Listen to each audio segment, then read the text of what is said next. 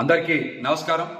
ముఖ్యమంత్రి చంద్రబాబు నాయుడు గారు బీసీలకు మంచి చేస్తారా మోసం చేస్తారా అని వారు తీసుకునే నిర్ణయాల మీదనే ఆధారపడి ఉంటుంది.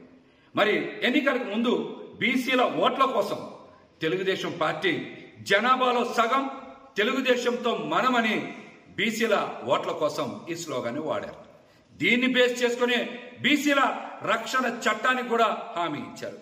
బీసీల ఓట్లతో అధికారంలోకి వచ్చి ఈ రోజున తెలుగుదేశం పార్టీ జనాభాలో సగం అన్న విషయాన్ని మర్చిపోయారా, లేకపోతే బీసీలు సగం కన్నా తక్కువైపోయారో చంద్రబాబు నాయుడు గారు సమాధానం చెప్పాలి.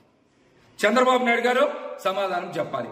జనాభాలో సగం ఉన్న బీసీలకి గతంలో మీరు అనుసరించినటువంటి సాంప్రదాయాన్ని అనుసరించి తిరుమల తిరుపతి దేవస్థాన చైర్మన్ పదవిని బీసీలకు కేటాయిస్తున్నారా లేదా అనే విషయాన్ని మీరు ఈ సందర్భంగా ప్రకటన చేయాలి.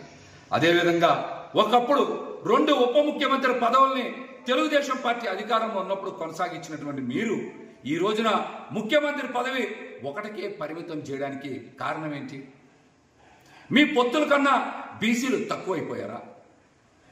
మీ పొత్తుల కన్నా బీసీలు తక్కువైపోయారా?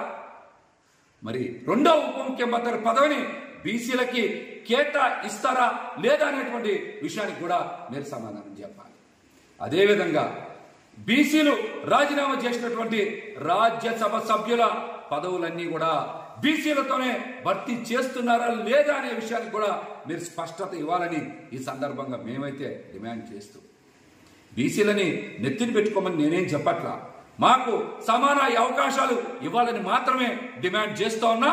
చంద్రబాబు నాయుడు గారు బీసీలకు మంచి చేస్తారా మోసం చేస్తారా అనేది మీరు తీసుకునే నిర్ణయాల మీద రాష్ట్రంలో ఉండేటువంటి బీసీ వర్గాలందరితో పాటు ప్రజలకు కూడా అర్థమవుతుందని ఈ సందర్భంగా చంద్రబాబు నాయుడు గారికి తెలియజేస్తాము.